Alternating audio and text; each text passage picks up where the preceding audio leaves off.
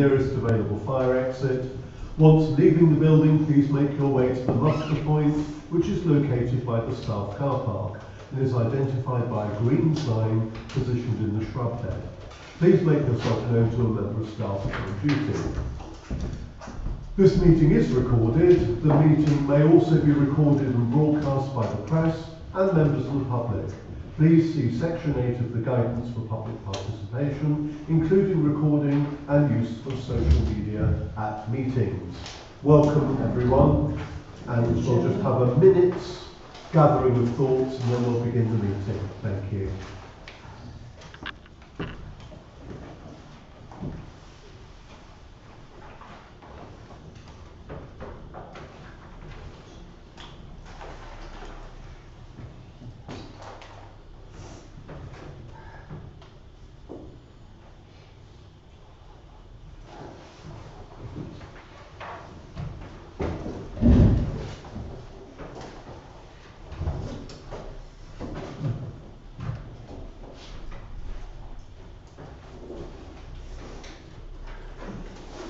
I think that's probably enough. So we go to item 1, which is apologies, please. No apologies. Fantastic. Full house. And item 2 is declarations of interest and dispensations. Do we have any written declarations? Fantastic. Have we got any declarations or otherwise? Thank you, Councillor Wade. In the GPF committee point 12 on the agenda, you'll notice there's the council action plan, and that does reference a plaque for a former councillor who was related to myself, Councillor Malcolm Wade. It could be in Welsh, actually. Yeah, I worked that one out. Thank you. I'm just officially saying that. Thank you. Okay, right. We're going to move on to item 3. Thank you, Helen. Evening everyone. I apologise, I've left my notes in the office, so I will be ad-libbing a bit tonight. So generally this time of year, it's sort of the start of our new financial year, beginning of April, as well as our new sort of crime year. So I look back and see what's been happening in your area, and it has been pretty quiet with crime. I look at things like burglary, vehicle crime, criminal damage, ASB. There has been a real problem at the moment with burglaries in other areas of the New Forest, and this is mainly sheds and garages, but I'm pleased to say actually in your area it has been pretty good, and we're averaging maybe 1 or 2 burglaries a month, so that really isn't bad at all. Other areas, Totton and Linwood Fordingbridge, are having a white spike at the moment. We did catch 2 offenders 2 nights ago in Totton. You'd be very surprised, or maybe not, of the age of these offenders, 15, 16-year-olds.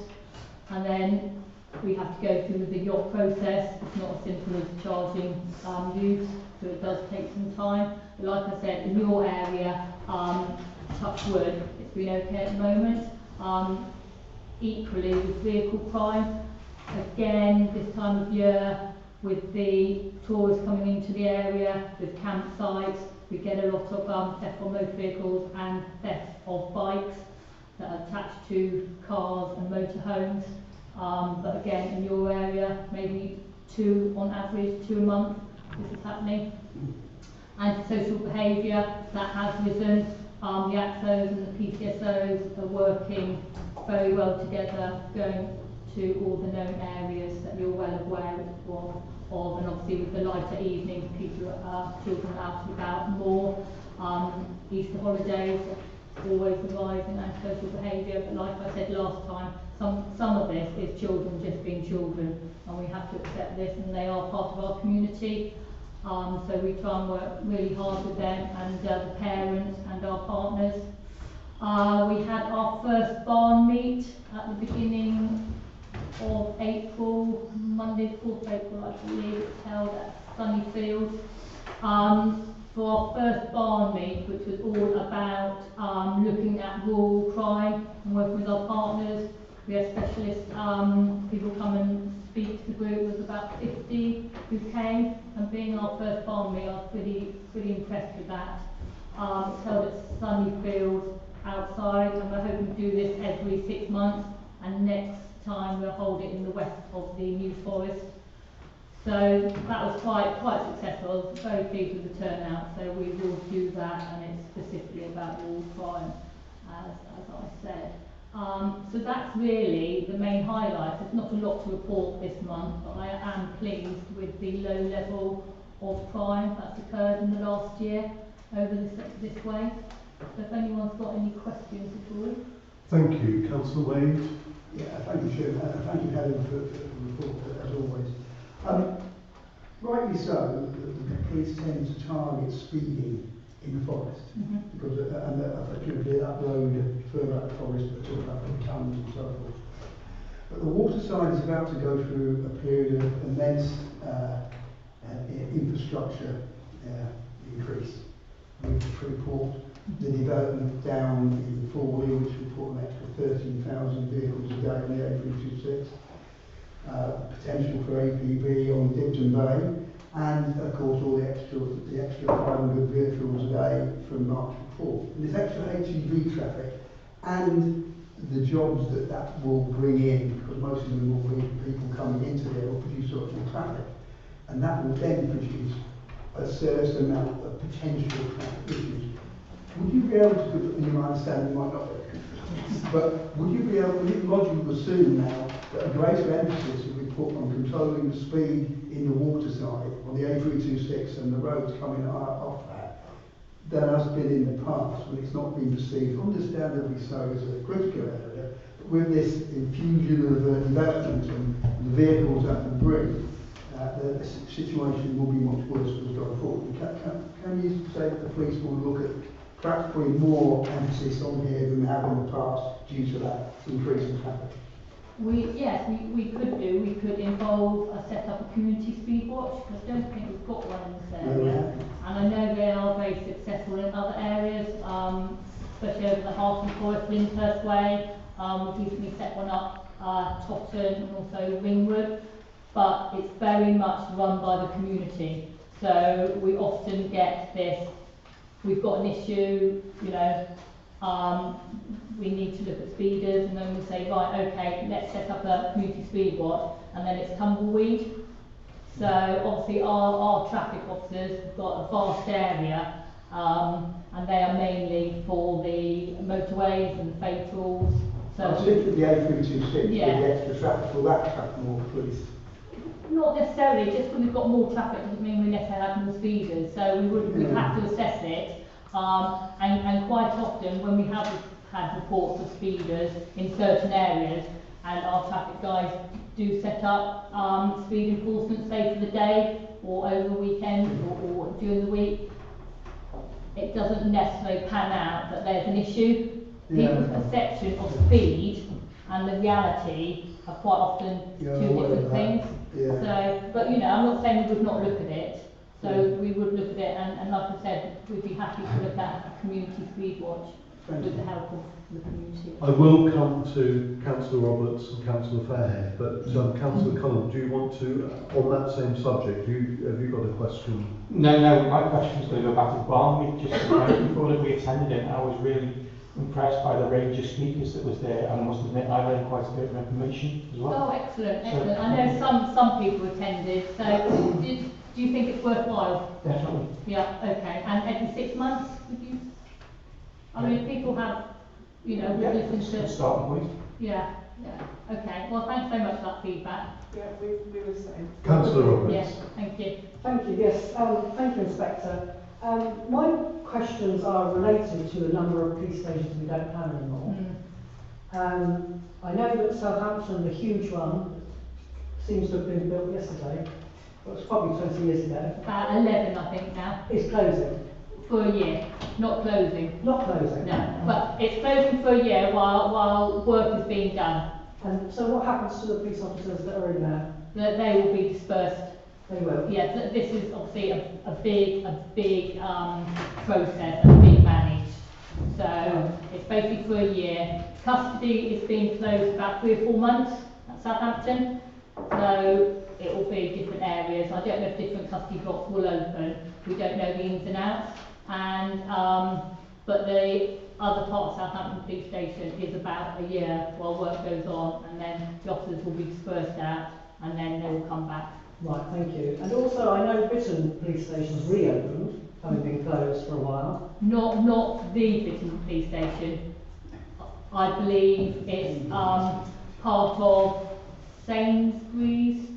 Is it? It's not the actual police station. That hasn't been reopened. It hasn't? No. Oh, I read it had been reopened. No. Okay, that's another fallacy then. So now, currently in this area, we've got a tiny couple of desks in Hardley Fire Station, which is obviously not sufficient. No, that's wrong. Have you been in there? I have. Right, it's more than a couple of Well, it's not very much, is it? It's enough for the staff, yes. Are the public admitted to the Hardley Police Station? No. So the public can't go in there. No. Nobody knows it's there. So I know that. I think people know that it is there. There's no need for them to actually necessarily know about it. They know there is an area that police work from. They can't go there. Can't in, No. Which people do like to do to report crime. Still. To a point, Yes. but I'd rather my officers be out and about because, Yes. they don't necessarily need to go in there, and we've proved that. They can pick up the phone. What, 101? Is it? Yeah. That doesn't work, does it? Well, sometimes it does, No, I so don't we think can't so. necessarily generalise. So Totton is still open, is it? You're at Totton, are you? Well, I'm for the whole of the forest, so I work at all these different Totton is places. still open. Not to the public. No. Flivington? Yes, That's open, is it? that's part of the council now. Right. Okay. So there's not very many police stations left, is it, in all honesty? No, but that's Is nothing. that- I do you think can't that's change enough? that. That's under the PCC, who looks after estates. So do you think that's enough, personally? Well, yes, it works. Do you? Yeah. So our fight for reopening Hythe is a waste of time, then, is it? Well, not to, your fight would be then with the PCC, isn't it? Yeah. So, Do you think I would be wasting my time then? I can't answer that. I can't see, how long has it been closed now? 5 years? 5, 6 years? 2017. 2017. Yeah, 5 years. And, Yeah. so what would you want it open for? Well, I think the public would feel happier if there was a station they could report things to, rather than go online.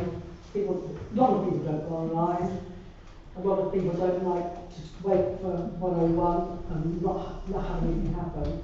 So they prefer to walk into a police station, report it, and know that a police officer will take notes and listen.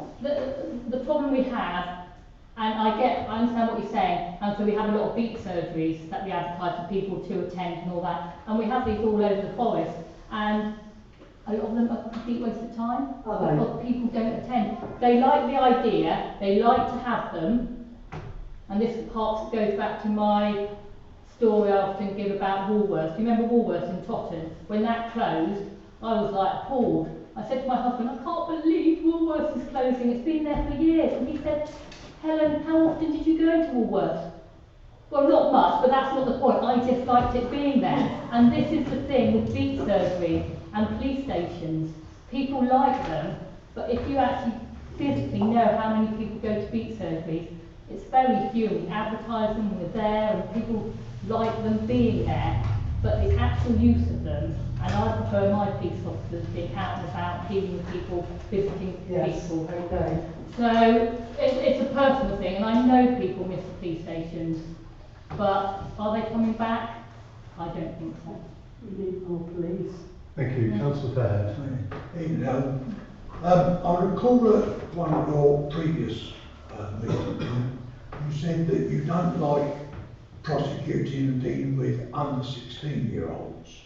We don't like so? Dealing and prosecuting under 16-year-olds. Unless we actually have to. No, we don't like criminalising children generally. But that's Even though they're in the wrong. I'll give you an example. Actual bodily harm caused by a 16-year-old on a parent who was coming to rescue her daughter, who was being harassed by the person who did that, was then attacked. Police called, ambulance called, she ended up in A&E, still got a lump on her temple. Community resolution order had to be agreed, and despite chasing the police, no punishment has been dished out. The perpetrator of the actual bodily harm now still continues to carry on what they were doing, knowing that she and her gang have got away with it.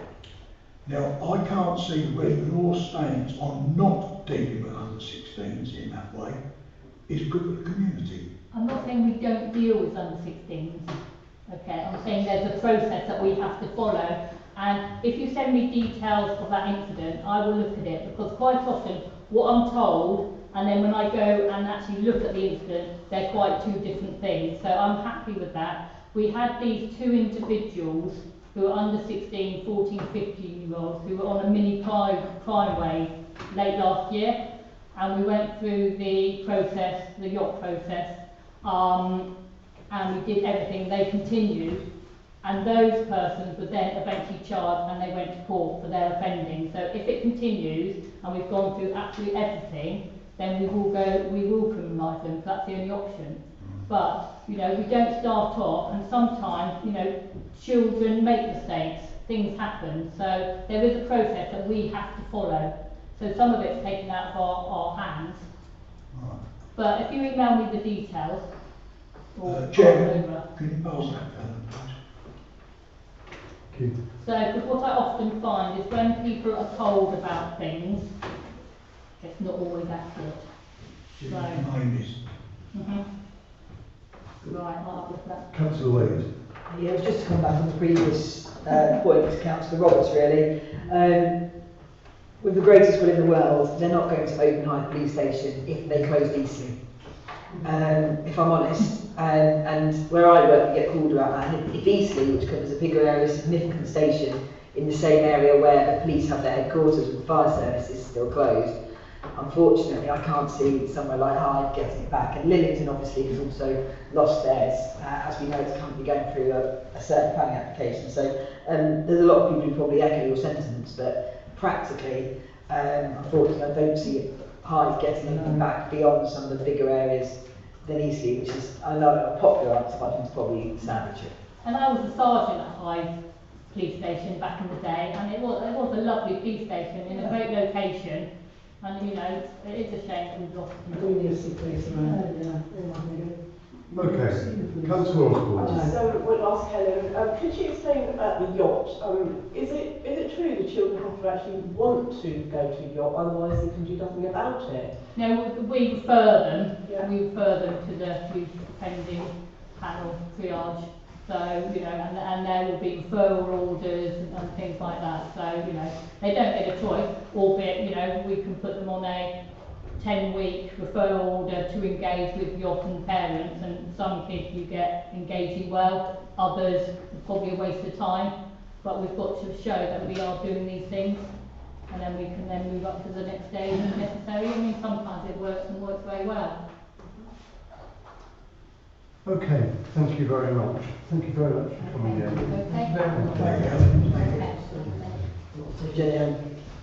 Just for noting, item 3B, everyone's seen and read the ACSO report? Yeah. Okay, thank you very much. Moving on to item 4. Thank you very much, sir. Thank you. Can everyone hear me okay? And would everyone prefer if I stood up or should I sit down? Whatever you'd like. Okay. I think better on my feet. I'm going to stand. Okay. First of all, thank you all for inviting me down here. So it's very kind of you. My name is Joe Gregory. I work for Giganet.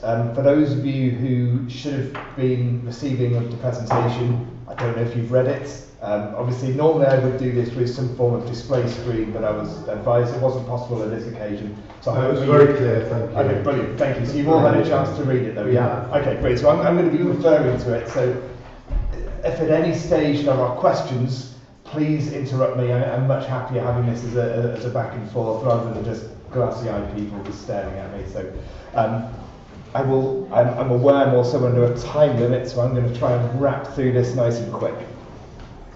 So,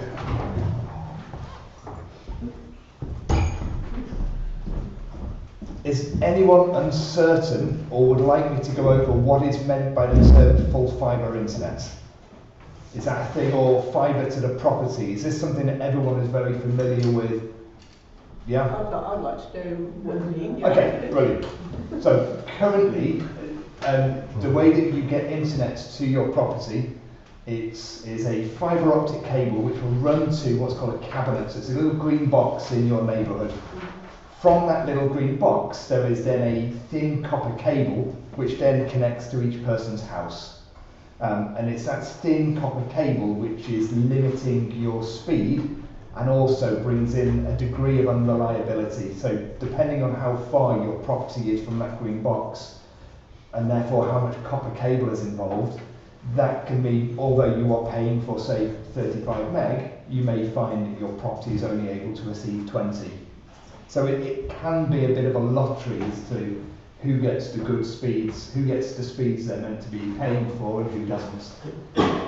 What fibre to the property is, it removes that cabinet and it removes that copper cable.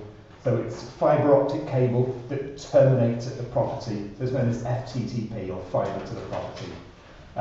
And therefore, by eliminating the copper cabling, you're eliminating a lot of the issues associated with that, which are unreliability and also limitations of speed. So if you are then able to have a fibre optic cable to the property, your potential speeds are 900 meg. It's known as a gigabit line, but once it goes through the process, it drops down to about 930, so it's advertised as a 900 megabit service. However, that's the top speed you can get. Currently, in Hythe, I think the average is about 35. So you can see it's significantly faster, which some people don't need that, but for others and the people you represent, I'm sure it's going to become like a massive boom. So I'm going to just give you a very quick overview as to what's going to happen nationally. We are, as a company, we specialise originally in connecting rural areas, and then we sold that part of the company with the intent of becoming a national player. So there are two sides to what we do, one of which is working with companies like Openreach and a company called City Fibre, who some of you, if you've worked in the area, you may have seen, certainly Portsmouth and surrounding areas. These are companies that put in infrastructure, so the fibre optic cable in the ground, and then once that is finished, then companies like mine can come in and then sell that service as what's known as a consumer ISP. However, what we're doing in Hythe and Totton and Marchwood and the surrounding areas is we're actually building the infrastructure ourselves. So we are the company building the infrastructure and then also offering the services as a consumer ISP. So we're doing the whole journey. Yes, sir. Can I just ask a question at that point? Yes, please. Just to reinforce them, because there are pockets within Hythe and Dibden that are not served currently or not served very well currently. Sure. Does that mean what you're saying is that those areas where the people have been told they have to pay for the connectivity themselves, that would be done and they wouldn't have a charge on top of the usual connection? Sure. So without getting into specifics, because I don't currently have a coverage map in front of me, we're not using the existing Openreach infrastructure, so we're not governed by the existing infrastructure. So if a property previously had been in a bad area, that doesn't necessarily mean that they will be when we put our infrastructure in. Okay, but without getting into specifics, if you have specific postcodes and properties, email me, I can do a full check for you on a case-by-case basis. Thank you. Yes, sir. Yeah, please. Just to clarify something. Yeah, of course. I was told that certain Openreach boxes have a certain number of fibre optic interfaces. Yeah.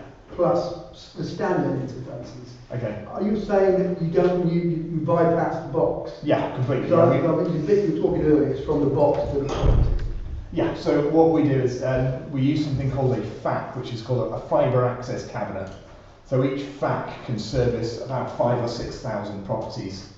So what we do is everything eventually connects into a FAC. So you may not get a FAC in this town, it may be the village or town, sorry, I keep saying town. Village. Apologies, I've had my hands slammed so many times, sorry, I apologise. Yeah, so it may well be that we don't need a FAC here, but there is one close enough so everyone can connect. And the difference being with light, it doesn't degrade depending on the distance from the FAC. So if you're not next to a FAC, it's fine because we're sending the signal by light rather than copper. I think it's easier, Councillor Clark, if you just go direct. I will sit back. So. Okay, yeah, please just just ask a question. Yes. I'm a big fan of yours and I've signed up already. Yay. So I had the crap coverage of 28, 29 megs. Yeah. Went to Starlink, Sure. got the aerial Yeah. stuff, which I'm currently about 300. So yours not. But what I noticed on your website and all the rest of it is that you're offering 3 gigabits download on business. Now is that a different kind of fibre to the property line? Or are you providing that? Is that the next goal? Because you're suggesting that you're doing 9024 residential properties or potential of it by October 24. Is that correct? It's if it says that on there, then I'm sure it is correct. Memory of the slides before. Okay, let me. And I saw the digging and all the rest of it that you're doing. So let me just see if I can find. And I just wondered whether the 3 gigabit. Yeah, 9,450. Yeah, that's correct. Were you going to offer that to residential to our community later on? There is 2 types of services. One which is business, which is a leased line, and then there is residential. We often get people ringing us up asking if they can have a business lease line. But normally they can do, but the costs associated with that are significantly higher. So you don't get the residential price, you get the business price. So it's not worth your while doing it. We're talking like £300-400 a month. Because it's a business rate, not a residential rate. Yeah, the prices were a bit higher than that as well. So we've actually had an improvement on the prices since I've sent out the presentation. So we brought on board a new guy whose job has been to bring in new developments and within the company. One of the things he realised is our pricing was fractured and fragmented depending on which service we were offering. So when we're building the network ourselves, we call that on-net. And when we're just working as a consumer ISP for other people who've built it, like OpenReach and CityFibre, we call that off-net. Right. Now we have 2 different prices depending on whether it's on-net or off-net, so we've standardised them now. So if you remember the prices you were sent, they no longer apply, but they've been improved to benefit the consumer. I can do that now if you want. I think if you email it to the council, that'll be fantastic. Of course, yeah, it takes 2 seconds. It basically, effectively, the 150 meg service is now £32. That is the only one that's gone up. The 300 meg one is now £35. The 500 meg one is now £37. And the 900 meg one is now £40. Oh, because that was 59. Exactly. So we really have brought the prices down to fall in line with the rest of the country and everything we're selling. So we standardised prices.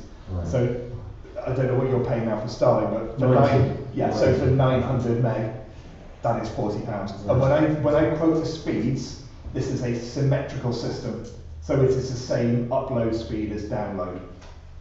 Okay. Can I ask one last question, which was when the community is wired in, is it correct? Yeah. Is there a facility, perhaps, and we haven't discussed it, but we did it a couple of years ago? Are they getting hotspots into the village? Into the centre? Pass. I don't know. That would be something that we would need to connect everyone first, and that. Sure. But it's not something I've heard of, so I'm not going to say no. It's a possibility, maybe. Maybe. I don't know. Basically. Yes, please. Thank you very much. So, mentioned obviously in the presentation, the time of the infrastructure bill is a 30-month period from this month to October 2024. Yeah, these are ballpark, so please don't take that as it will exactly finish on its own. Okay, but taking that as an average, that's a significant period of time of infrastructure and possible interruption to various roads around the parish.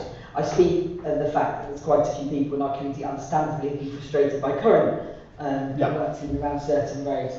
So it's an understatement. What is the impact per road and for householders, say for my road or other councils' roads per time? And how are local authorities updated when the work is being undertaken, how long it will take, so people can have a realistic idea of how long you're going to be spending working on the roads and making sure that they're left in a, and I'm not going to defend the council's highway scheme, in a suitable condition, at least as good or better than how it's found? Yeah, that's an excellent question. So we work in accordance with the local authorities. So this, all of the stuff that we will end up doing or have done already, we don't just turn up and do it. We have to have worked with the local authorities and plan and advise them of what's going on in accordance with the Highways Act and everything like that. I don't work on the build team, so if you want exact specifics, email me and I will get the guy who does to give you the exact company line as to what happens there. But to give you an idea, the photographs that I put in the slideshow, normally what I would do then is explain why I've put those photos in there. As a company, we like to be honest, and as such, what I didn't want to do is paint a rosy picture. I wanted to give you the worst case scenario that a neighbourhood could possibly get, and that is what those photographs are. Wherever possible, we will use the existing duct that lives under the pavement, in which case it's just a case of pulling cable through the pavement and you'll never know that we were there. However, if we're not able to use the ducts, then we need to put in ducts so the cable can come through, and that's what you see in those pictures. So each section, it normally takes about 2 days. So there is a circular cutting device that you'll see.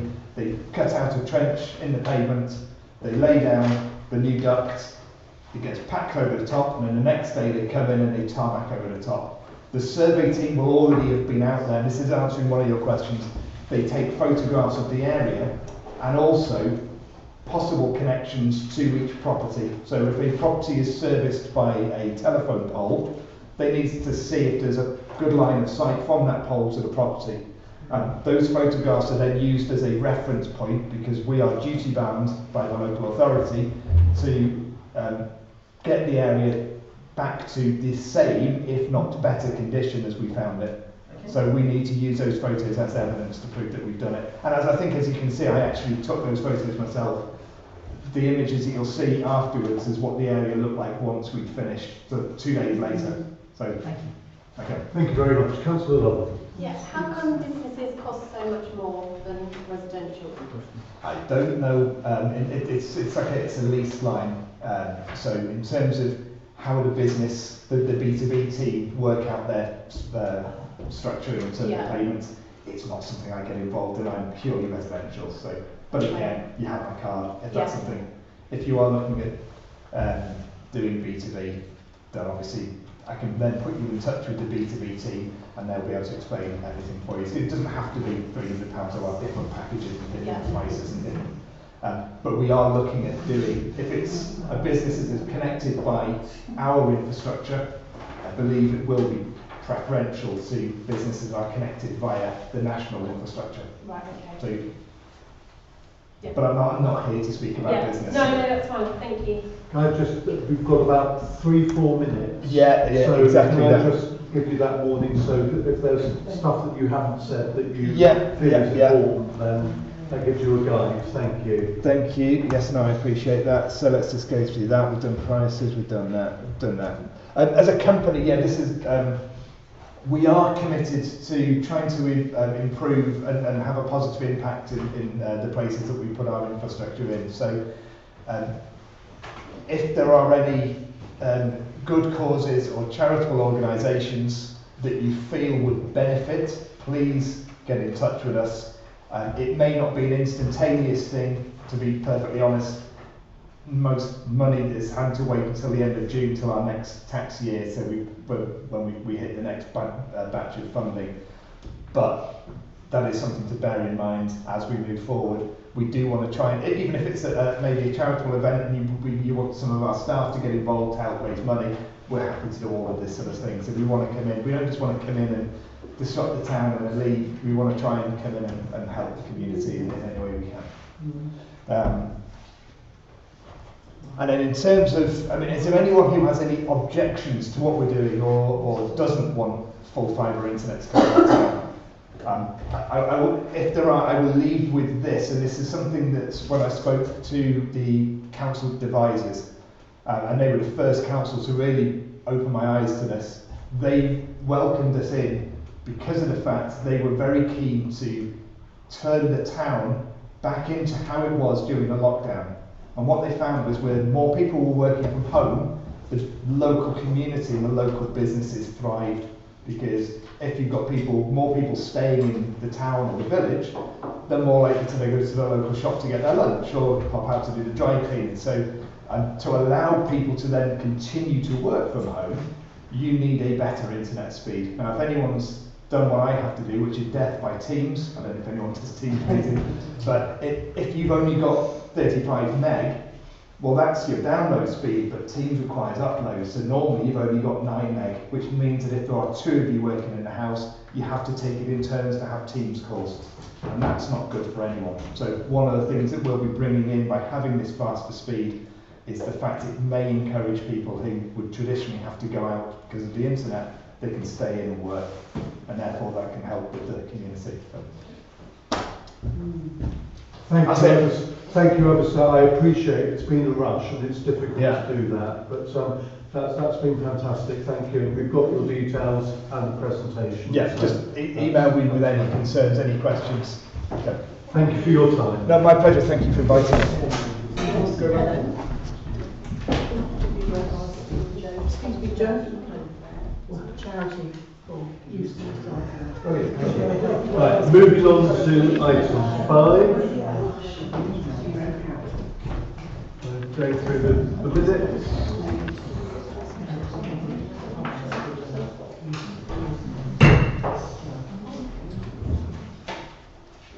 Thank you. So, page 35, page 36, page 37, page 38, and page 39. Can I have a proposer?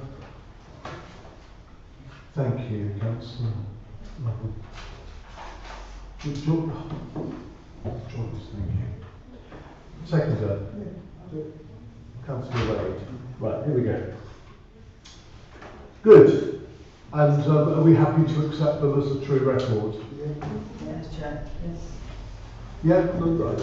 Thank you. No objections there. Thank you very much. Right, moving on to item 6.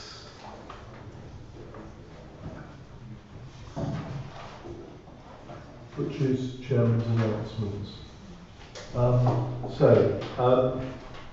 like to thank our Development Officer for organising the return of the French market. It was clearly well supported given that the ATMs were emptied that day.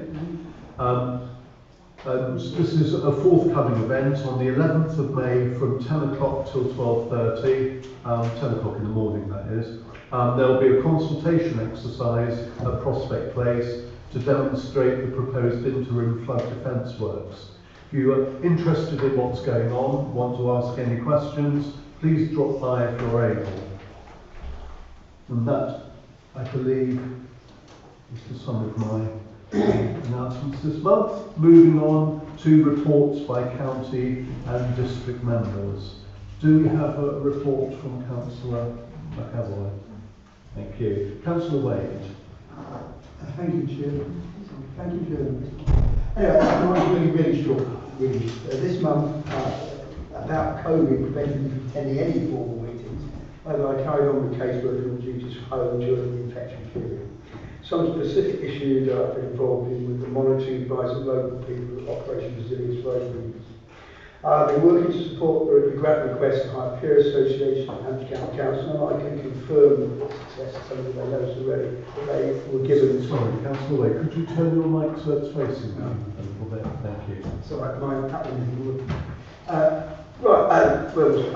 I've been working to support the grant request for the Hythe Peer Heritage Association from Hampshire County Council previous grant, and I can confirm that they were successful in getting the 25,000 grant this week.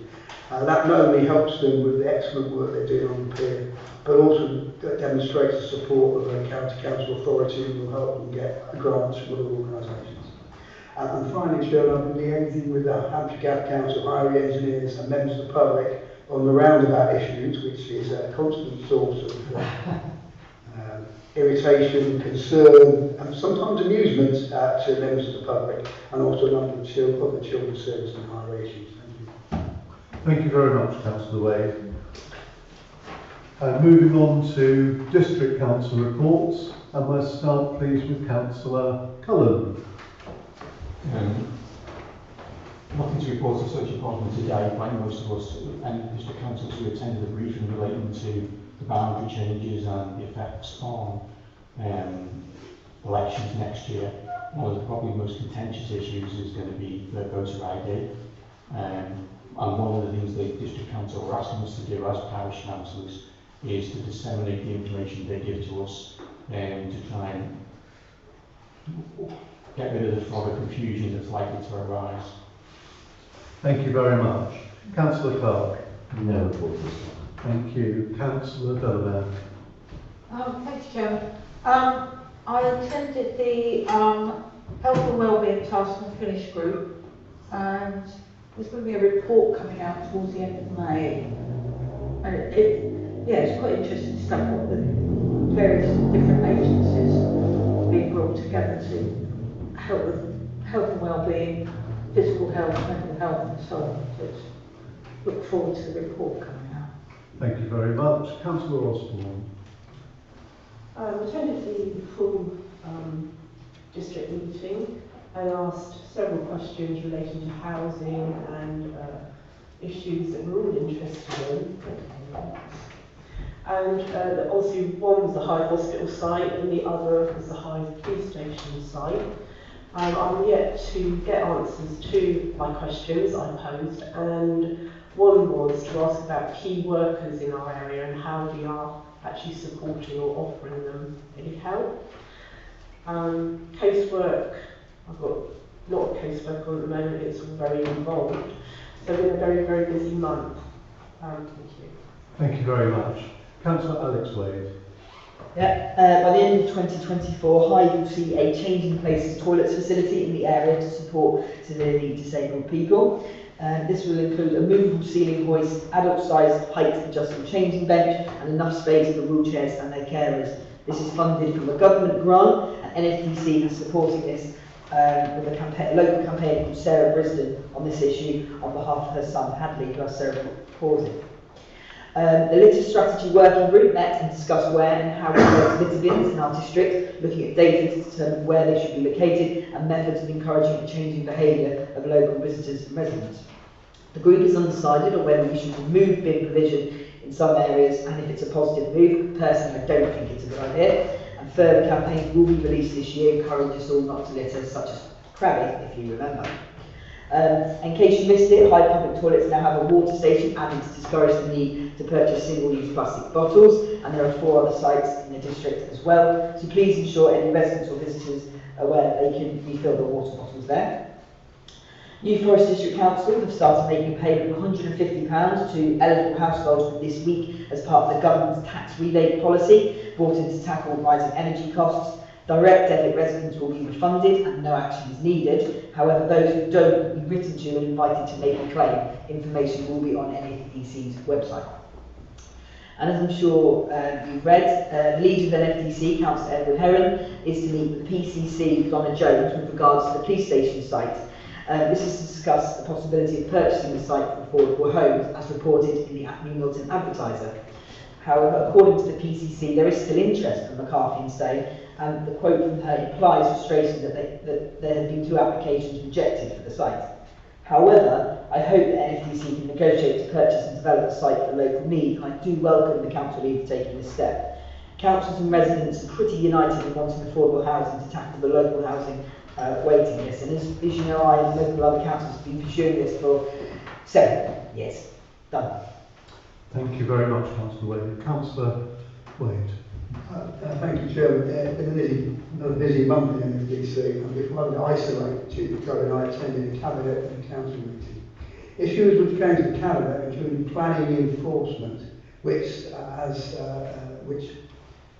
usual, the responsible portfolio had no idea how many successful enforcements there were last year. It was down to the Chief Planning Officer to respond, and it became clear this is an area that needs improving, and we hope the enforcement plan will achieve this, but that remains to be seen. Another action point was parking standards. The Stafford report showed that 80% of the dwellings in Hythe and Dibden were over 800 metres from the shopping frontage. This means, hence the need for parking. Our community was also one of the worst in New Forest for this factor. It was also one of the furthest from the train station. If waterside rail becomes a reality, which we think it will, a station is needed in Hythe. What about the parking for that facility in a centre already with the high car parking needs? I raised this point with NFDC, but they are not looking into options at present. Fail to plan, plan to fail comes to mind. In the council meeting, I proposed one of the longest serving councillors in the council, David Harrison, as chairman. As usual, the Conservatives put in a political appointment which should be neutral post, as they did with vice chairman. I did remind them when the council was run by the Liberal Democrats, we elected an opposition chairman, and it fell on deaf ears. However, one of the more concerning issues for local people was the question about Freeport, one which got a humorous response from the portfolio holder about glasses being half full, which against the background of parking gates seeming somewhat all fall out. But my main concern was when asked about the mitigation for local residents for APB moving on to Dibden Bay, after NFDC who previously opposed it, but now the Conservative administration support it. And the port activities will potentially be within half a mile of Hythe and Marshall residences. The response was totally without consideration of local people. Basically, there was none. However, we Liberal Democrat councillors will continue to fight and campaign to the best as we can for Hythe and Dibden. Of that we can be sure. Thank you. Thank you very much. And I should just add that I have nothing new to say. We did have a waste strategy meeting, but that was really just talking about the progress so far, so nothing new to say there. Moving on to public, members serving on outside bodies, I beg your pardon. Do we have any councillors with reports from outside bodies? Thank you, Councillor Osborne. Just to say, the New Forest National Park that I'll serve on has just repeatedly been cancelled due to COVID. So we have got one scheduled for June the 9th, so that's gone on now for near on a year. I'm supporting Living After Loss, and myself and Councillor Demar and Roberts, we attended that as invited to see what they do, which was absolutely a great project that's been set up, and it was attended on the day we went. 30 people in our area that needed this. It could be referred from the doctor or just go along. And on this particular day they did art and craft. It was for all ages. In fact, there were 5 children there who were like age from 5 and then up to your elderly people of 95. Anyone can be assured of a great welcome, support and counselling. So that's Living After Loss, and that's up at, what's it called that? What's it called? Lighthouse anyway, at Hythe. Right. Thank you very much. Councillor Cullen. Yes, both Councillor Gallagher and I attended DAF as per usual. In this month's parish picture, DAF will be given sort of a positive history of what they've done and what they continue to do to try and promote, to use parish pictures as a vehicle to try and promote what DAF is and what we can offer to the local community. Just for the benefit of people who might be listening in, that's the allotment fund. Sorry. Thank you. Councillor Clark. Just to say that the Waterside Heritage AGM is tomorrow night, Bristol Lane, I'll be there. Fantastic, thank you. Councillor Wade. Yes, I went to the Age Concern meeting on Monday. again, it's very important if you know of anyone who is valued for the services, whether it's the foot clinic, the Sunday lunch club, even some of the volunteer work that they do, then please put them in touch.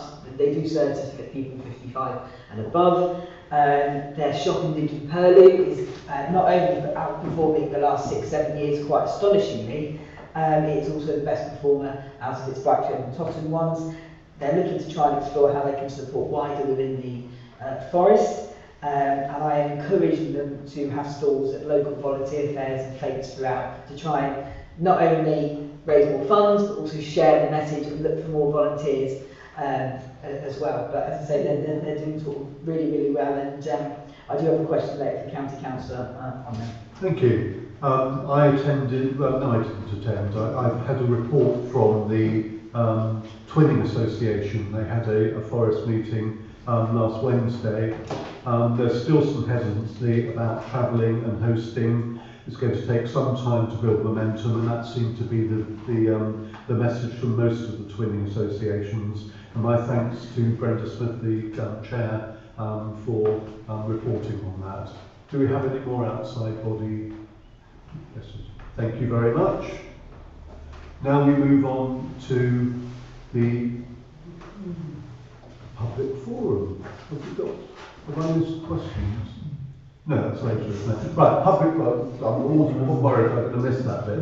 So we've got the public forum, please. What can I ask? I'll tell you what, last Saturday was St George's Day, and are you aware there was no flag flying on our flagpoles, and we don't seem to have any flags flying there? Is that a conscious effort? Not on my part, very little is. I don't know about the specific for St George's Day. I wasn't actually in the village that day, so I didn't see it. Well, there wasn't one flying. I will check on that, thank you for that. And it was Shakespeare's birthday as well. Oh no. Yes. Actually, more, it was his death day as well. It was his right, moving on then to questions, councillors, to take brief questions from councillors. Councillor Wade. The one with his hand up. Okay, yeah. County Council, two very quick questions. Firstly, have you had any response with regard to the request for repainting the 20-mile-an-hour sign, which I believe Mr Harrison mentioned at the meeting a few months ago? And my second question, would you be able to go back to the County Council, who I believe own the Horrell Centre, and ask them if they would reconsider having a defibrillator, which would be happily funded by Age Concern, put on the building, because apparently the County Council have been wary of putting it outside from what they've told Age Concern. So if you can go back and query that and push it, because I think it's an important site for a defibrillator, I would ask you to do that on that. Well, first of all, the first question, it's on the list to be done with the 20 mile an hour. Thank you. I, as a county councillor, funded a defibrillator for the whole centre. Okay, that's the first thing. And I thought it was on the outside of the building anyway. So, actually going on it, I don't know, did the whole centre tell you who's the building manager in Hampshire?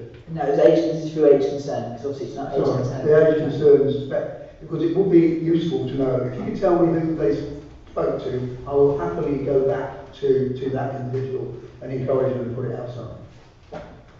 Okay. Thank you. Do we have any more? Councillor Osborne. Yes, question to you, Chairman. Are you aware that there is a scheme, and Councillor Lover and I are going to meet up and try and get a better idea of what this is about? It's an article we saw, lead member for health and wellbeing at Ayrshire Borough Council. They set up, well, I think it was Eastleigh, wasn't it? And you attended. And we're just wondering, is there somewhere we can have for our youngsters to learn to ride their bikes and scooters? Is there an area we could use in our parish, for example, the old skate park until it's built on? Or can this item be taken to the amenities for discussion, please? I think that's a very good idea to take it to amenities, and I would think that would be a very welcome development. And certainly, the distant past when I had two youngsters learning to ride, you have to go some way to get somewhere that's safe. and flat for them to do that. So I think that's a really good thing.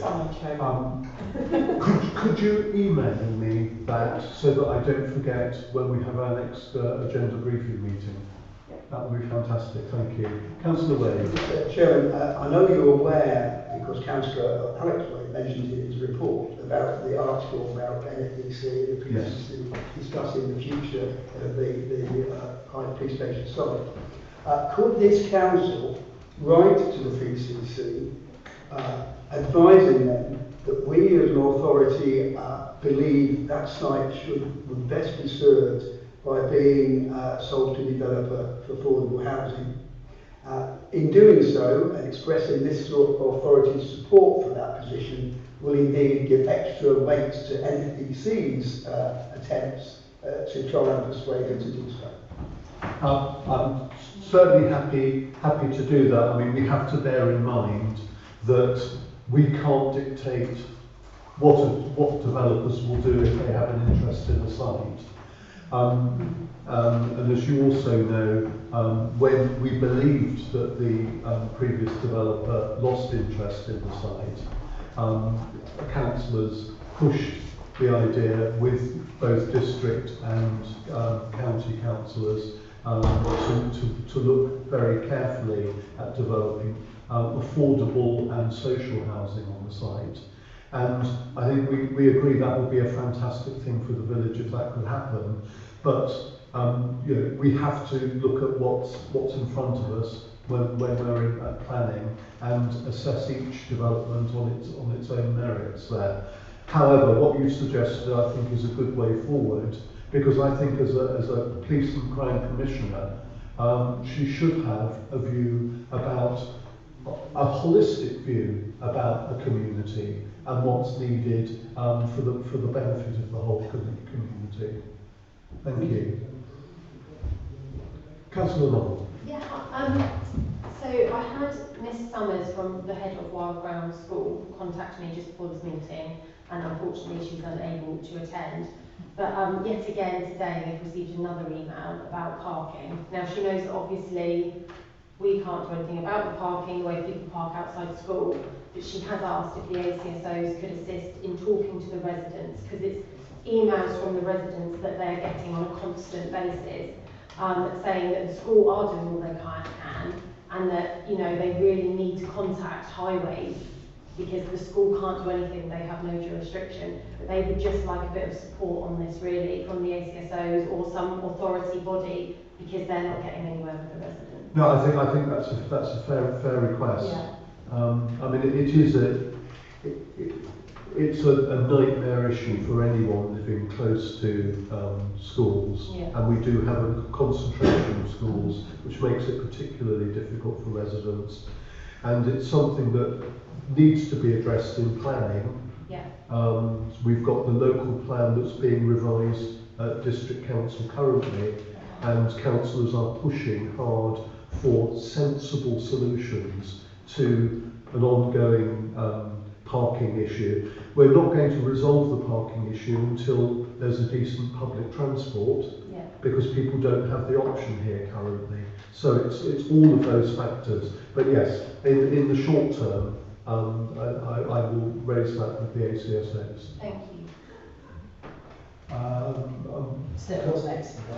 Yeah, I was just going to reply to Gemma. I can copy you in because I've recently, in the last 2 weeks myself, had the ACSOs telling me that they have tried and they do need some support. Yeah. And then I've contacted, I think Malcolm and Sean copied you both in tonight to that. And so we have tried to enrol the parking authorities to help us. Yeah. It's not an easy problem. It's not going to go away anytime soon, and that's when people are at their most volatile. Councillor Wade. So my question is also on parking. I think Sean Cullen might be about to ask the same question, but in Fairview Drive, many of the people involved in the development of Hythe Hospital are parking antisocially, consistently. 16 vehicles are parked down the road on the verges and outside people's homes today. The residents are deeply unhappy and have raised this with myself and Sean again today. Can firstly members of the Hythe Hospital stakeholder group please push further to get a response? I haven't had a response to my first query, that someone can actually correspond on this and have a word with the developers. And is there any other advice that anyone else can give, unless I go to planning and ask them to have a word with the developers, because it's not good enough, frankly, and it's upsetting the residents, and it's consistent, and it's a long build, so it's going to be there for a while. So any advice as well can be on going to planning, and Stephanie and Malcolm, who are on the stakeholder group, to please push for a response from the people who on the Hythe Hospital stakeholder group. Thank you. We have. Councillor Clark. Can I just make one question for you, Mr. Chairman, to County Council? Just it's a completely different subject.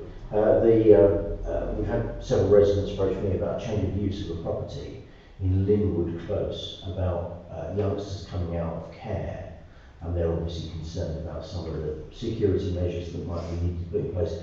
But Chair, planning hasn't heard any change of use, nor have I, and I just wonder whether you have heard of anything at all, given that you serve on youngster services. Well, yes, I answered that. No, is the answer. Straight answer to that. It could well be a private children's facility. There is one in Dibden Parish, which I am aware of, and has caused some issues, which I'm becoming involved in. If anybody has got any information, either the name of the company running it or what it is, I can make inquiries with Children's Services to find out if it's on their, well, we call it on their board, because it is no, it's on their board. But and they can look into it and find out that if it is an appropriately run place. The problem, Chairman, with these privately run care homes, they are actually managed by Ofsted. Ofsted, not the County Council.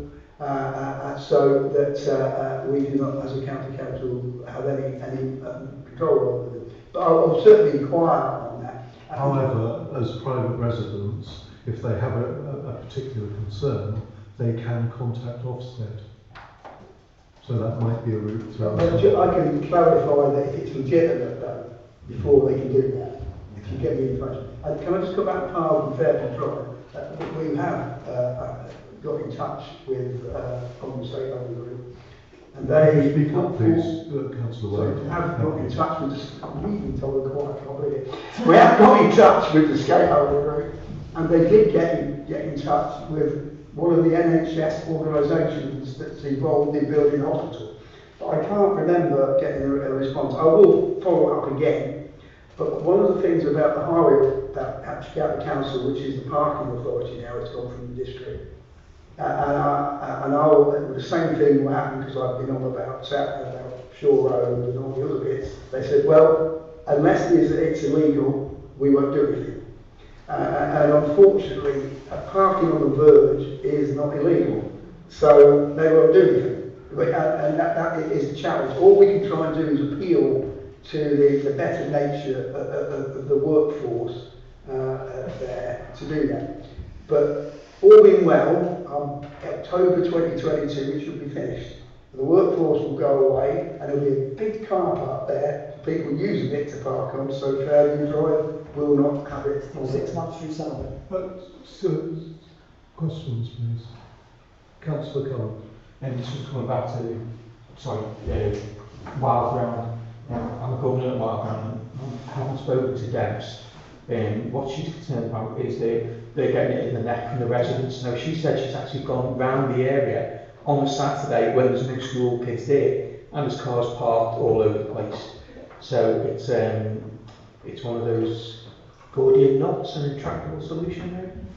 Yeah, it's the issue where there's a high concentration of parking for all sorts of reasons, and there isn't the infrastructure to deal with it. It's a planning issue where basically it's got to be rethought, and this is not peculiar to Hythe and Dibden. This is a national problem where people are living in urban areas. So we need to push the new local plan to address this issue. We have a number of areas of good practice here. For example, roads that have, instead of just having grass verges, they have lay-bys for parking. There are plenty of opportunities to do that elsewhere. You'll lose a few green verges, but you'll gain safer roads and more opportunity for people to park safely.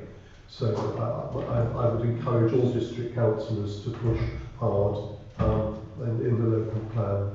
Thank you. Do we have any more questions? Right, we're moving on then, please, to item 11, amenities.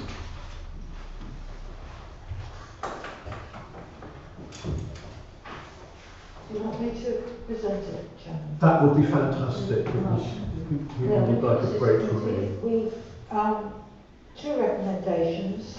It's concerning the work at Prospect Place. Yeah, no, the first one. There's some SIL money, 29,000 plus, and we're requesting that 6,000 of that be reallocated to install steps at Partridge Road open space. It's the steps that go up from Partridge Road up to Dodge Drive.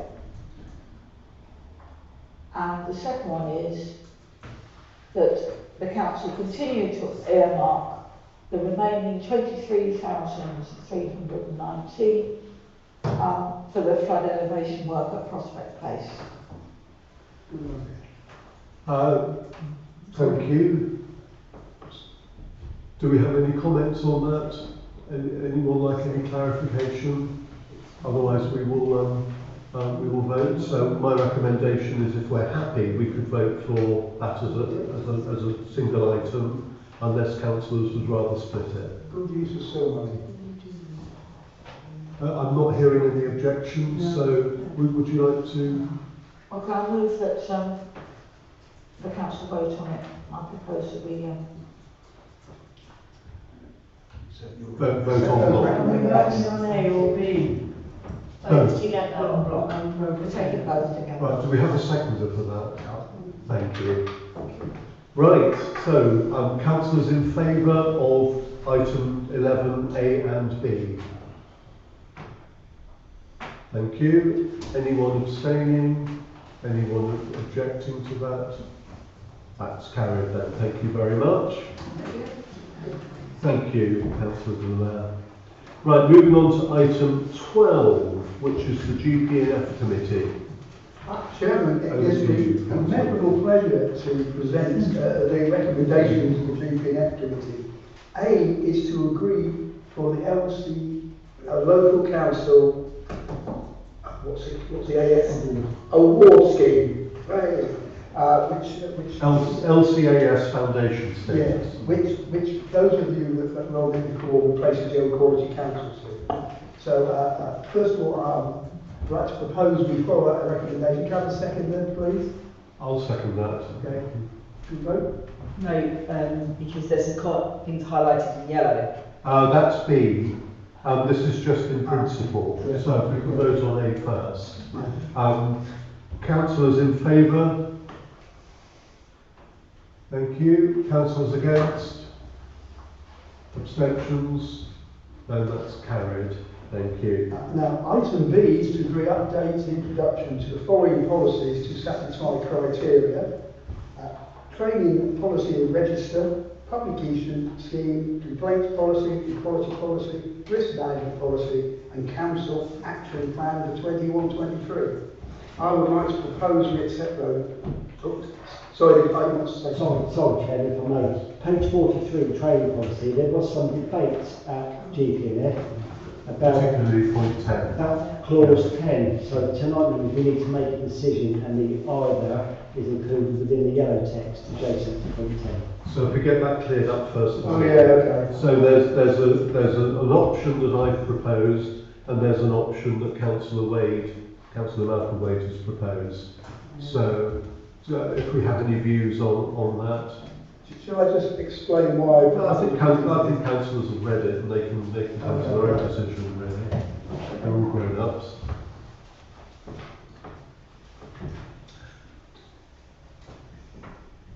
Councillor Jones, was that a hand up? No, that's me scratching my head. Do we have any firm views either way? Can I say Or something? we can also, yes, Councillor. I'm happy to go with your suggestion. Well, that's very, very decent of you. That's okay. Because the point is, attitude is not part of training. It's a behavioural quality issue. So I think that's why I think what it is. And I think that the chairman of the council suggestion is good enough to replace it. It's always good to have good practice. Right, well, if no one objects to my suggestion for point 10, then are we happy to go with all the other changes in that policy? It might be an idea to go policy by policy, just to make absolutely sure. Councillor Dunlap. Well, it was actually on the business about the council plan, the action plan, about updating it, because as we just on the previous item, because it mentions those steps that I mentioned. If we've now agreed to have them done, it's actually going to be in process rather than. Well, I think an action plan is a dynamic That will document, be, so isn't that it? will be public. Thank you. That's the nature of an action plan, I believe, that it's going to evolve. But this is a snapshot at a particular time. Yeah, fair enough. So if you're happy with that. It's a fluid document. Right, so the option is that everyone's read all of the policies and is happy with the changes, bearing in mind number 10 now of the first one, and can vote them all in one go, or would you prefer to go through each one and just double check as we go? Block, please. Yeah. Do I have a feeling for that from? Everyone seems to be saying that. So this is then the updated training policies with the corrections in yellow as agreed. So can I have a proposer? I'll propose it. Thank you. Can I have a seconder? Thank you very much, Councillor Osborne. Right. So councillors in favour. Thank you. Councillors against and abstentions. That's carried, thank you. And finally, Chairman, we have the Treasury report. We do. Investment and Treasury policy, which is separate. It is. Do you want to introduce that? Or? Members, actually, it takes me so long to get to the front of this. I'm going to just go and say what it says. It's to approve the investment and Treasury management policy, which is on page 63. I think that's all I need to say, really. Right, I'll open that for any questions, any clarification issues. No, I'm not hearing any. So can I have a proposer? Yeah. Thank you, Councillor Alex Wade. Can I have a seconder? Thank you, Councillor Delaire. So, councillors in favour of that, raise your hands, please. Thank you. Councillors against that? And abstentions? That's carried. Thank you very much. Right, moving on to item 13, and I'm hoping I'm handing over to you for this one, Sean. I'll give some information, Chairman. Thank you. Having we've got the letter that we received from the PCC, there's a questionnaire form that's attached to it that's really for internal use. Basically what they're saying is they're going to close the churchyard also particularly because it's full. Okay? And the second part of it, what I'd like to know is are there any objections to the closure, because that's listed on the form. I take it there aren't any. It's a fairly standard process for those of you that are not aware of that. No, absolutely right. And there are various graveyards around the New Forest where they've got to that stage. So it is part of that. The question really is what happens to it after that? Who takes over the maintenance of it? So the PCC are required to ask the parish council if they would like to take over the maintenance of it. If we fail, if we don't look we'd like to, then it will fall back by right to the NFDC. Now, just some background information, Sue and Marcus have visited the site to familiarise themselves, and Marcus has also been to a site meeting with representatives from the church and New Forest District Council, the cemeteries, and the cemeteries department. Marcus suggested to me that there's probably, to maintain the graveyard to its current standard, plus the safety checks on gravestones and all the other issues that arise, would probably take 2 to 3 man days for this parish council. And then we work over the ethos that we're embedded in this community, and if there's an issue, the community will come and see us. Whereas the district have a slightly different standard, they're not embedded, so their maintenance standards are less. Okay, but Marcus suggests to me that to maintain that to our standard, 2 to 3 days manpower a week. Okay. I would add to that that it is fairly standard practice, and there are various churchyards throughout the New Forest that have been handed over to the district council for upkeep. So that is a pretty standard operation, and I would say they have the expertise really at working with parochial church councils, so it makes absolute sense to go with that. So I don't see the benefit of, if it was something where there is something to be added to that by having it within the parish, then I would say it's a fair point. But I think actually it's probably better to go for the authority that has more experience of dealing with the graveyard issues. Just one caveat on that, members. District council in the past have not recharged parish councils. However, there's a different regime and different thought process in district council. So if we do transfer or don't transfer, we don't take responsibility, and it's passed to the district council. District council have the power to recharge the community of the parish council. Okay? So that's just a caveat to us saying, they may come back in the future and say, we want this. They're entitled to do that, so that's just a heads up for you. Okay? If we at the moment say no, leave it to them, and they put their prices up, what they're going to charge us, can we at a later date say, no, we'll take it? No, my understanding is once it's transferred, it's transferred. What I would say, whatever they do charge us will be less than what it would cost us to do ourselves, significantly less.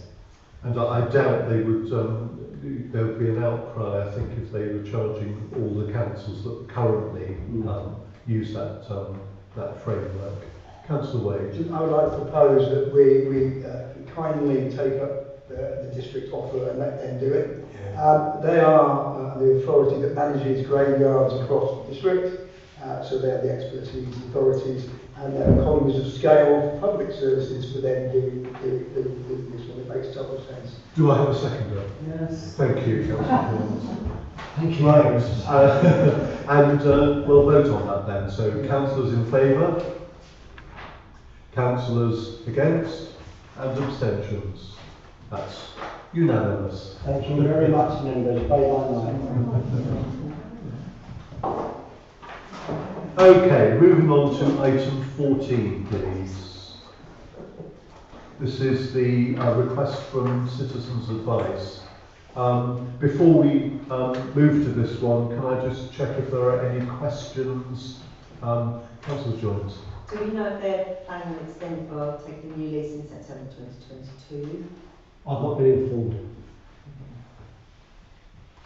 I would suggest they probably will be, otherwise you wouldn't do the expense of doing this work. That seems logical. I think that's a reasonable assumption to make. Do we have any other questions?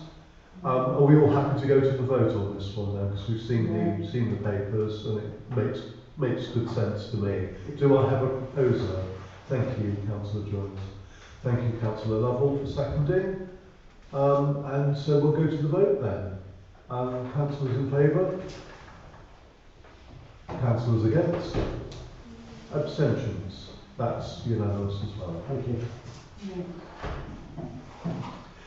And item 15, we have Community Speed Watch.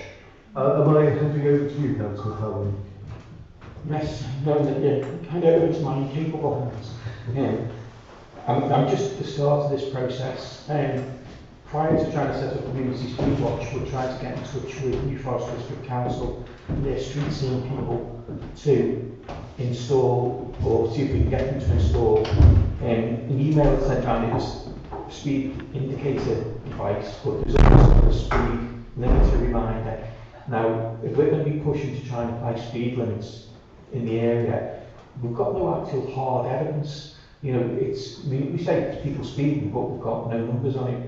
So if we can get district council to agree to, in certain locations, install an SID, speed indicator device, that will obtain data on the speed of the vehicles going. It will flash the speed up as well, but it means we can collect data. So if we're concerned about, let's say, Shore Road, we can say, well, this device has indicated over a long period of time that excessive speeds are going on. Following on from that is, in other areas, it might be appropriate to try and get a speed limit reminder, which is a bigger sign, doesn't collect data, but it flashes up to remind you that you're speeding. And then, while also trying to look up to maybe set up a community speed watch. I've had some talks with the ACSOs, but we would want their involvement as minimal, because there'd be the tension against, we rely on their goodwill with our community to operate effectively. If they're seen as waving a big stick at people, it might be detrimental to that. So we're just at the early stages. Hopefully next council meeting I'll have more rules. You're in communication with the Marchwood team, aren't you? Funny enough, he sent me a letter to say actually I exceeded the speed limit.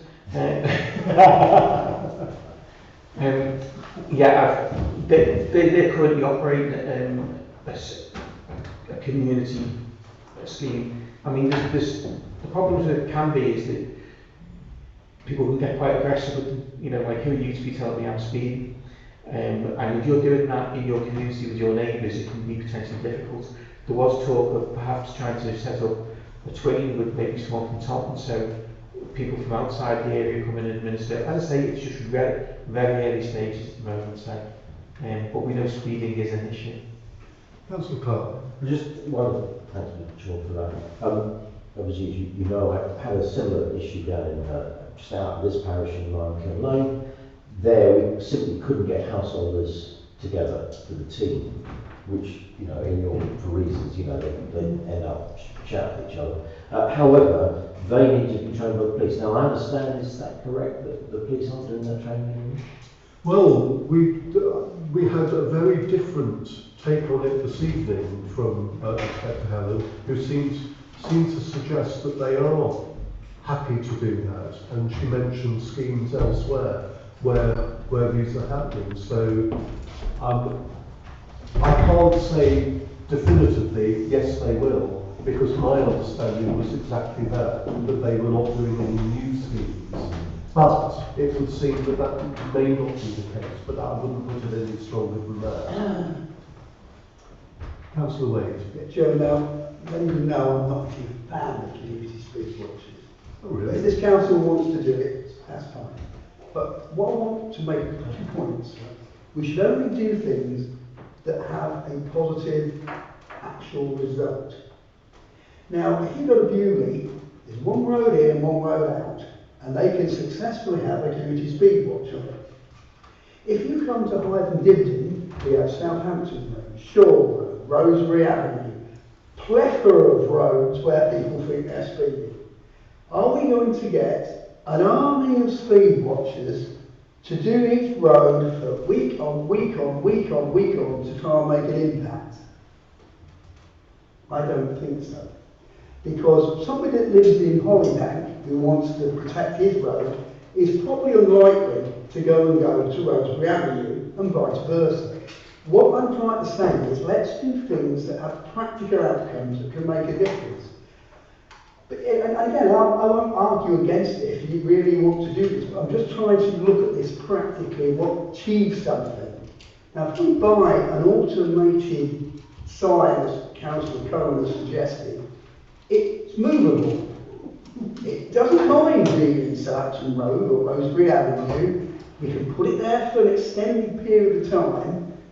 It can have an effect on behavioural change. If it records data, we might even persuade the police to do something if it records significant speeding over the limit. Or it might be that there's always more speeding on Southampton Road than any other road, then let's get a community speed watch on Southampton Road. But I'm looking at a practical way to make a difference rather than a token thing that will fall at the first or second fence. I mean, the example of both the Chief Inspector, Andrew earlier, and Councillor Clark said, you only get people who want to do it. Now, we need an army of people to do Hythe and Dibden with a multitude of speed guns to really make an impact.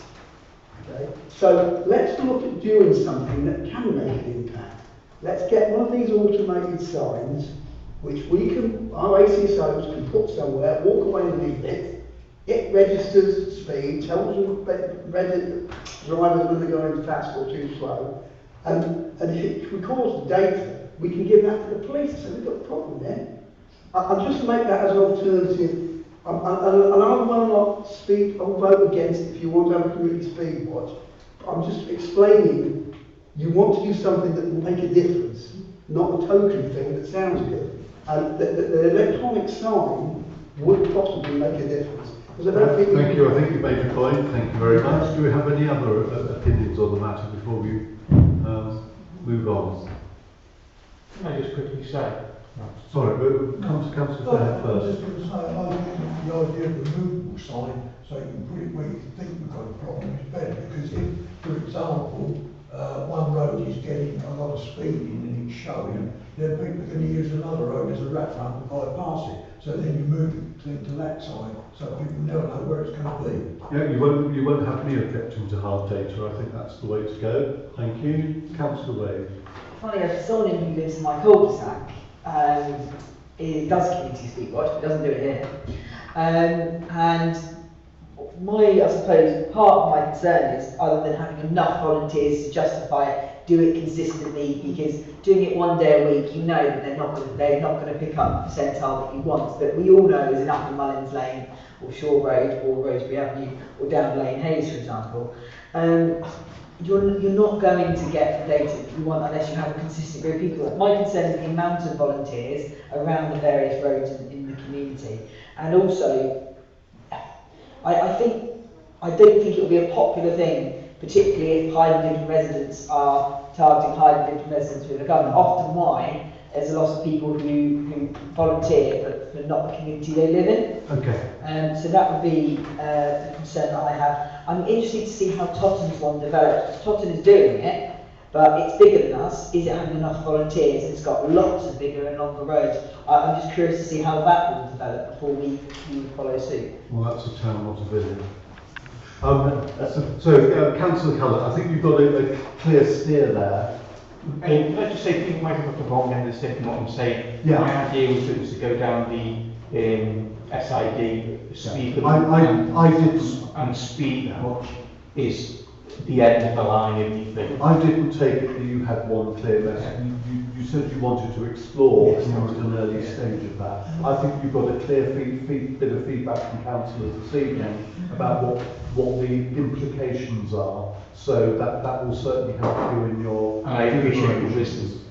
Fantastic. Thank you very much, Councillor Cullen.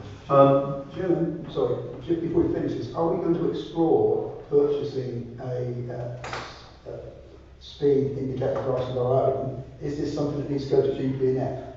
Well, I think that will be very much in Councillor Cullen's hands. He is investigating it, and I think the first thing that needs to happen is to investigate what the options are and how to go about it. Once that happens, that can then go in front of GP&F. Okay. Does that seem a reasonable way forward, councillors? Yes. Fantastic. So we don't need to vote on that. It's just over to you, Councillor Cullen, for homework. Excuse me. Okay. So moving on to item 16 then, please. Take care now. Thank you. Good evening, Nadine. Thank you. Right. Most of these are for noting, but one is for voting on. So there we go. Right. This is agenda item 16. So page 71 is for noting, I believe. Yep. Can I just point out that in the note that this will be the last COVID report? Oh yes, that's right, yes. Yeah. Because of course it's all finished now, isn't it? It's the last one. This is the financial effect of COVID report. 34 grand. Yeah. Okay, everyone noted that? Mr. Chairman. Thank you. Moving on then, this is the bank reconciliation for March. And again, this is for noting. Yeah, everyone noted that. Fantastic. And then the next item is paid expenditure transactions. I think is also for noting. To approve, please. Oh, that's right. It's all of that to approve, isn't Yes, thank you. it? So we've got 5 pages. 1, 2, 3, 4, 5, 6 pages. I have a question on that, please. Yeah. So, Sean, I might obviously not pay enough attention to this, but it seemed a really substantial amount that we paid in the last calendar month. Is it related to instances such as obviously the storm, which obviously impacted the tree work, and are we likely to see April's figures come down to something a bit more manageable? Because I thought 89,000 gross was quite substantial, and I was concerned that it seemed like the highest amount I've seen in this report for some time. Excellent question, Chairman. What happened was that's a culmination of invoices because we closed the financial year. Okay. So we don't process any invoices in that period until we can open them. So it's a prolonged period, if you're not Chairman. Okay. You're a month early. You're still Vice Chairman. I'm sorry, I apologise.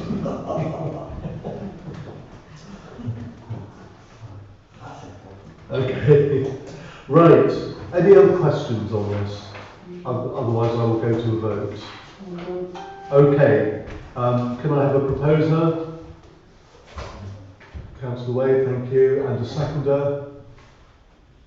Thank you, Councillor Cullen. Those in favour? Thank you. Those against? And abstentions? That's carried. Thank you. Right, so that brings us to the end of the public meeting. Yeah.